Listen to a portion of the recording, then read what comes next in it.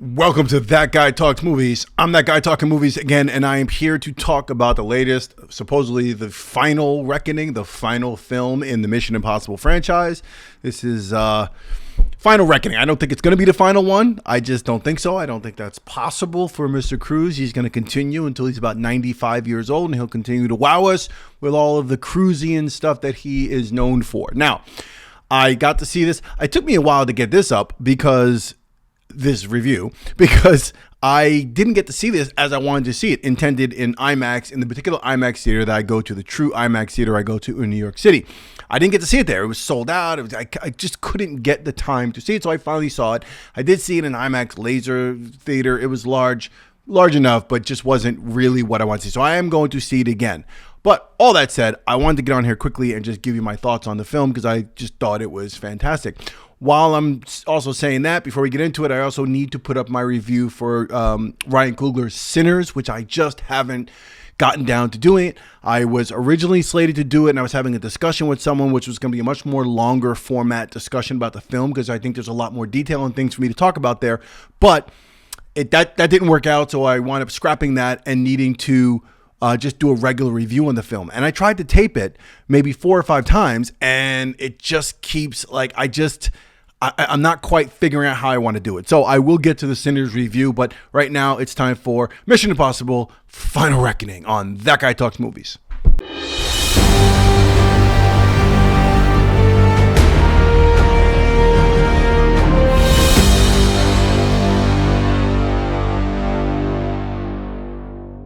Okay, so Mission Impossible Final Reckoning, directed by Christopher McQuarrie, starring Tom Cruise, Ving Rhames, and Simon Pegg, and Haley Atwell, and Angela Bassett. Oh my God, Angela Bassett.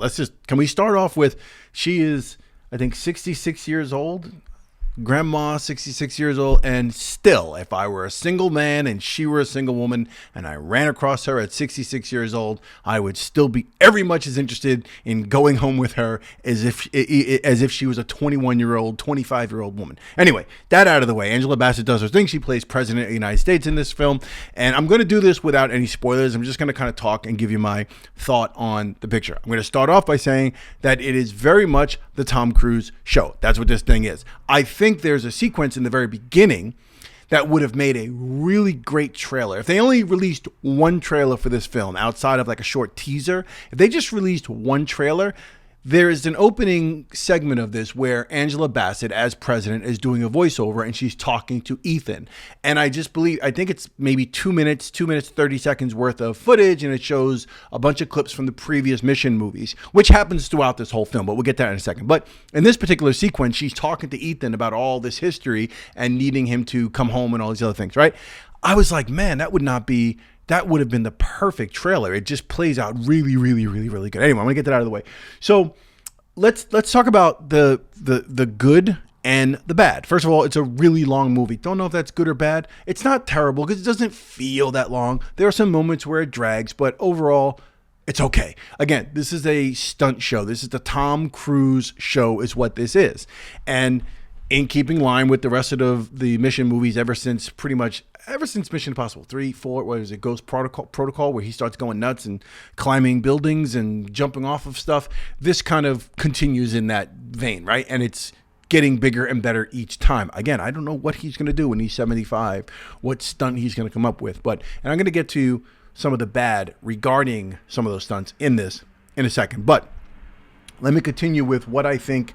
Overall, I think, the cast itself, everybody does their job and everybody seems to gel at this point, and it feels very natural. That sometimes can throw you off, especially in this like ensemble kind of thing where you've got, a whole team of people and you're introducing new people to a team that's already been established. Sometimes they stick out, or sometimes they don't quite know their place, or they're I don't know whether it's the actor vying for extra time so their performance is a little different, or if it's the actual character, the way it's written just doesn't work. But in this case, everything seems to flow very, very well as far as the characters go. As far as I'm concerned, I thought so. The only downside would be the bad guy in these films, and I'm going to get to that in a second. But outside of that, the action sequences, everything is riveting. It is a big screen movie. It's a big film. It's just, you need to see this on the biggest screen possible with the best sound, and you're going to be riveted by it. Like it doesn't work the same way on a small screen. This is one of those films. So let's just get that out of the way. The visuals in this, McQuarrie is just really good at what McQuarrie does, what McHugh does. He's really good at it. He's really got, him and Tom work like this together. They are just like, at this point, inseparable, and they get each other. And I guess McHugh is able to execute Cruise's fantasies and what Cruise wants to do. He executes the stuff flawlessly, and it looks brilliant on screen. I could just imagine those conversations, and I've seen some of the clips and some of the behind the scenes where they have conversations and banter between one another, and you know how Cruise is very sort of this hyper, super serious and very, very, very into what he's doing, and everything has to be perfect. But you could just see that McQuarrie took whatever that was in Cruise's mind and said, okay, we're going to do it. The shot has to look like this. I've got to be at this angle. I want to be hanging from this, doing it this way, and the audience should feel this. And that's exactly what you get in this picture. And it's just, it is really, really, really, the stunts. I'm not sure how this guy, what the insurance companies, like what that deal is like and how this whole thing works. I would love to know more about the actual stunt process and what he is really doing versus what he's not doing, because apparently, or allegedly, he is doing all of these things, and some of this stuff is bananas. And I imagine that while he's doing it, there's still a whole bunch of safety protocols. And I know it sounds like that's common sense, like duh. But at the same point, when you see it, you're like, okay, how are they managing that? And how, like, to what degree is he really doing that particular stunt, and what level are they actually going at? Is there some sort of CGI or something that where he is doing it, but it's also enhanced by this? And I got to imagine that there are safety protocols and all sorts of stuff that we're not seeing that are either removed digitally or somehow. I just can't imagine he's actually doing this stunt. So there's that. The stunts are great. If I get into the bad, because the bad for me is more about the convoluted mission, right? The missions here seem to be very, okay, well, you need to be able to capture a hill of ants and make sure every ant survives, but you have to do it while you're blindfolded and you're on one foot, and you're also going to be carrying a tray full of martinis, and you have to also understand that the walls will be closing in on you at the same time, and it's during a tornado. Ethan, can you do it? Dun, dun, dun, dun, we're gonna do it, right? That's a line from the first one, actually. But anyway, like, the scenarios just become so insane. But again, I guess that's part of the writing. That's part of McHugh's whole thing. And the idea is to make the mission impossible. Well, you definitely feel that in this one, because I feel like, really, you got to go through all that, and the timing has to be just so perfect, and this person has to end up here on that side of the world at just the right moment in order for you to be able to execute that at the right moment, and that second, and that switch has to go off.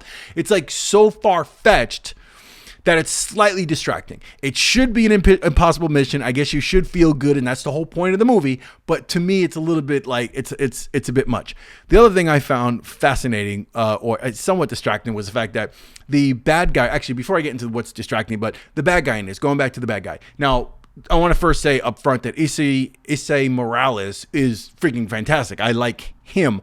I think his character wasn't fleshed out enough, and I think the entity overall, which is who he was originally working for in or representing or somehow trying to facilitate the entity's takeover, I think the entity itself could have been done much better. And I mentioned this in Dead Reckoning review when I talked about, my fascination with AI and my obsession with AI, especially where it's come since Dead Reckoning, right? I feel like it should have been used much better. The narrative for the AI and the way that the AI, the entity, was going to be taking over, I just thought could have been done much, much better. So that said, I think Issei Morales' character, Gabriel, was fleshed out with, like, in the beginning with a certain sense of dread and doom, like, oh my God, who is this dude? And this dude can basically do whatever he wants, and Ethan has no chance against him, which is a good way to set up a bad guy. Set up a formidable bad guy, always, and that's always going to get you a good look. But I feel like he was underutilized in this film, and it could have been much better. But that said, it still works well for the movie, for what it is. We get the stunts, we get the Cruise running, we get the dives, the flying. Oh, the other thing I was going to say about that, one of the stunts is the plane, which I'm not giving anything away. We've seen the stunts on the actual planes, but the idea that it's like two World War II planes that end up being used. I'm assuming that's for practical purposes, for the stunts and to make it look much more entertaining. For the bad guy to get away some other way would have just been like, oh, that's boring. He doesn't need an SUV. No, we're not going to let him go on a train. We've already done trains twice in Mission movies. We're not going to do that. How about planes? Well, what kind of plane? What about a helicopter? Well, we already did that one too, with Henry Cavill. We did that one. How about we do this? Motorcycles? No, we did that too. Let's do World War II biplanes. There we go. It's kind of circus-like. Anyway, I thought that was a little weird, but it still plays very, very, very well on screen. It looks good. It's riveting action. It is what it is. If you're going into this movie expecting the best plot, the best storyline, the best bad guy of all time, and that's what you're looking for, probably not going to work. You just need to go in there, sit down, get a bucket of popcorn, take your M&Ms, dump them inside that popcorn, or get a thing of Twizzlers, twist them open, get a bottle of water, sit back and relax and enjoy it on the largest screen that you could possibly see this on. That's what this is. It's just a bunch of really cool stunts. Some of the stunts are slightly, there's another moment in this, I'm not going to give anything away, but there is another moment in it where I felt like it was almost a dream sequence or some sort of hallucination that he was having after he completes this particular stunt underwater, and I thought he was hallucinating and it was going to snap back into the reality of the situation, but it actually wasn't. That's a low point for me. That was like kind of corny for me, the way that ends up, and you'll see what I'm talking about in the film. But anyway, I think there'll be another Mission Impossible movie. I think that the way this kind of concludes and the way you feel about it, I think there'll be another Mission Impossible movie. I just don't see them letting this franchise go. I don't see Cruise letting the franchise go, and why not? They might as well just keep going. I just pray that they bring things down to a slightly simpler. Like keep the mission really, really impossible, but don't make it so absurd and so crazy. There's also a lot of nostalgia in this, and they actually bring back a character from one of the films, which I was as soon as I saw him on screen, I was like, it's a joke, because if you know the first Mission Impossible movie really, really, really, really well, and you understand it, as soon as you see the guy's face, as soon as you hear the name, you're just like, okay, I get it, and where he's located and why he's located there and how Kittredge put him there. It's hilarious. But anyway, Mission Impossible Final Reckoning. Let me know if you've seen it already. I'm sure you have. I'm late with all my stuff. Go ahead and comment below what your thoughts are on this. Do you think they're going to make another one? I think they will, and we'll see. Let's take a guess at what that's going to be called. Whatever. All right. Subscribe if you're not subscribed. People have already subscribed and comment, and who are, my faithful followers and stick with me even when I take absences. I appreciate you always. Keep in touch, and I will see you on the next That Guy Talks Movies. Peace.